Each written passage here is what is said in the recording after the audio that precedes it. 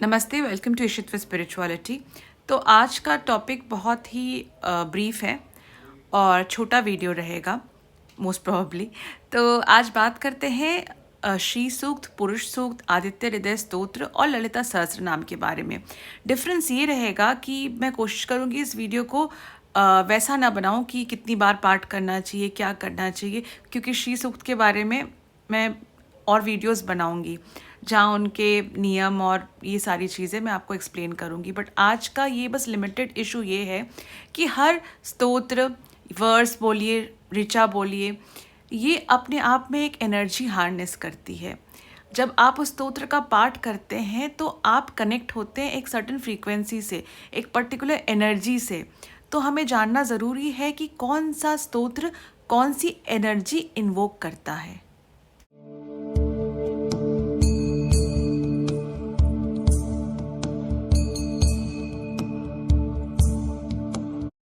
तो चलिए बात करते हैं श्री सूक्त और पुरुष सूक्त के बारे में।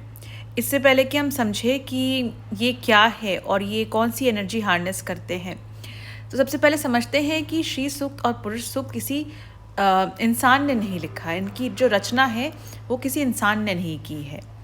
तो लक्ष्मी तंत्र के 50वें अध्याय के अनुसार ऋग्वेद के पुरुष सूक्त एवं श्री सूक्त की उत्पत्ति स्वयं विष्णु एवं लक्ष्मी जी के द्वारा बताई गई है।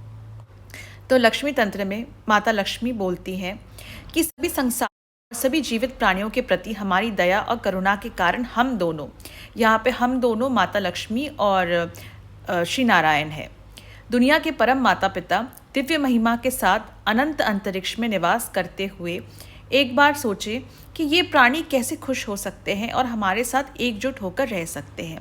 समाधान की खोज करते हुए गहरी एकाग्रता में हमने शब्द ब्रह्म के विशाल महासागर का मंथन किया। इसमें से दिव्य जुड़वा सूक्त निकले, उसी तरह जैसे गाढ़े दूध से मक्खन निकलता है।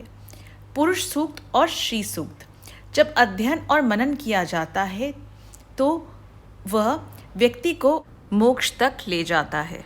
तो इससे हमें ये तो समझ में आ गया कि जन कल्याण के लिए श्री सूक्त और पुरुष सूक्त की उत्पत्ति हुई है और वो स्वयं श्री हरि विष्णु ने और माता लक्ष्मी ने किया है। अब ये समझते हैं कॉन्सेप्ट पुरुष और प्रकृति का।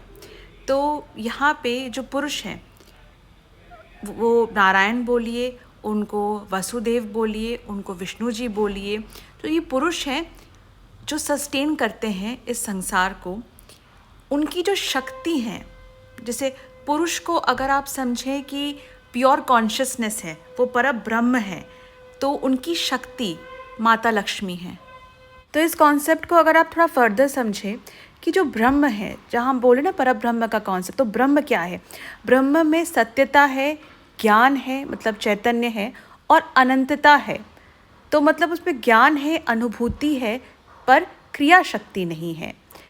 तो जो श्री तत्व, शक्ति तत्व और महामाया तत्व है वो ही क्रिया शक्ति प्रदान करती है। तो जब आप पुरुष सूक्त का पाठ करते हैं तो ये जो परम ब्रह्म स्वरूप है, जो एक सुप्रीम कॉन्शियसनेस है, उनके साथ कनेक्ट होते हैं, आप उनको इन्वोक करते हैं। ठीक उसी तरह से अगर आप श्री सूक्त का पाठ करते हैं तो वो शक्ति से आपको कनेक्ट करती है, वो पराशक्ति स्वरूपिणी जो माँ लक्ष्मी है। श्री सूक्त आपको उनसे कनेक्ट करती है। तो श्री सूक्त में आप देखेंगे कि 15 वर्सेस हैं और हर एक वर्स आपको कनेक्ट करेगा चंद्र के चरण से, मतलब phases of the moon. 15 phases of the moon and 15 versus. जब बहुत बार आपको लगेगा, आप इधर उधर पढ़ेंगे कि 16 वर्सेस हैं श्री सूक्त में, पर ऐसा नहीं है। 16 एक समरी है पहले से लेके 15 वर्स तक की। तो हर एक वर्स श्री सूक्त का इन्वोक करता है मून का एक पर्टिकुलर फेज। तो जब आप श्री सूक्त का पाठ करते हो तो आप चंद्र की एनर्जी को अपनी लाइफ में इन्वोक करते हो, उसको हार्नेस करते हो। ठीक है, ठीक उसी तरह से जब आप पुरुष सूक्त का पाठ करते हो तो आप जो 27 नक्षत्रों की जो एनर्जी है वो अपनी लाइफ में उतारते हैं। अब बात करते हैं आदित्य हृदय स्तोत्र के बारे में। तो आदित्य हृदय स्तोत्र सूर्य की एनर्जी को इन्वोक करता है। तो जैसे मैंने बताया, हर स्तोत्र एक पर्टिकुलर एनर्जी को हार्नेस करता है, और जब आप वो उसका पाठ करेंगे तो आप उसको अनलॉक करेंगे, आप उस पर्टिकुलर एनर्जी को इन्वोक करेंगे और अपनी लाइफ में उतारेंगे। तो आदित्य हृदय स्तोत्र जनरली एस्ट्रोलॉजर्स तब देते हैं जब आपका सूर्य ग्रह पीड़ित होता है कुंडली में, जिसकी वजह से आपको नेम एंड फेम नहीं मिलता, गवर्नमेंट जॉब नहीं लगती। हालांकि ये एक भ्रांति है, गवर्नमेंट जॉब के लिए और भी बहुत सारे कॉम्बिनेशंस होने चाहिए, सैटर्न भी इन्वॉल्व होता है उसमें, पर इन जनरल अगर जो नॉर्मल जो प्रैक्टिस है उसके हिसाब से मैं आपको बता रही हूँ। या नेम एंड फेम नहीं मिलता, आप चीज़ के लिए कुछ, आप शायद सोशल मीडिया में होंगे, हालांकि सोशल मीडिया में राहु का भी बहुत बड़ा हाथ है, पर इन जनरल अगर आप कोई मेहनत कर रहे हैं, आपको उसका क्रेडिट नहीं मिलता, आपके मान सम्मान को बहुत जल्दी ठेस पहुंच जाता है, लोग आपकी इंसल्ट करते हैं। इसके अलावा भी सूर्य के पीड़ित होने के बहुत सारे लक्षण हैं। तो अगर ऐसा है तो जनरली एस्ट्रोलॉजर्स आपको आदित्य हृदय स्तोत्र का पाठ करने के लिए बोलेंगे। अब फाइनली बात करते हैं ललिता सहस्त्रनाम के बारे में। ललिता सहस्त्रनाम की महिमा के बारे में तो मैंने बहुत बार डिस्कस किया है वीडियो में, तो मैं इस वीडियो में उसके बारे में नहीं चर्चा करूँगी।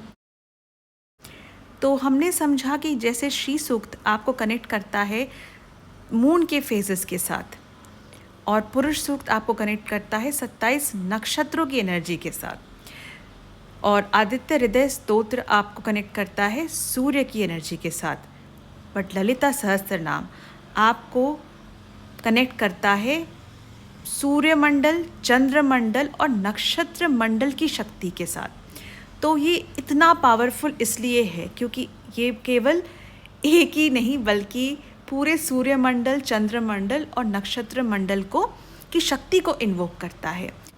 तो आज के लिए बस इतना ही। आज का जो वीडियो था वो एक इंट्रोडक्टरी वीडियो था। इससे पहले कि मैं बताऊं कि श्री सूक्त का पाठ कब और कैसे करना चाहिए, आदित्य हृदय स्तोत्र का पाठ कब और कैसे करना चाहिए और किनको करना चाहिए, इससे पहले ज़रूरी है कि हम समझें कि उस स्तोत्र की क्या महिमा है और वो किस एनर्जी को इन्वोक करता है। अब जब आप ये समझ गए हैं तो अब मैं आपको पद्धति बताऊंगी कि कैसे चांट करना है, किनको करना है, कब करना और किस पर्पज़ के लिए करना है। तो अगर आपको ये वीडियो अच्छा लगा तो इसको लाइक और शेयर ज़रूर करें, और अभी तक अगर आपने ये चैनल सब्सक्राइब नहीं किया है तो इस चैनल को सब्सक्राइब भी ज़रूर करें। धन्यवाद।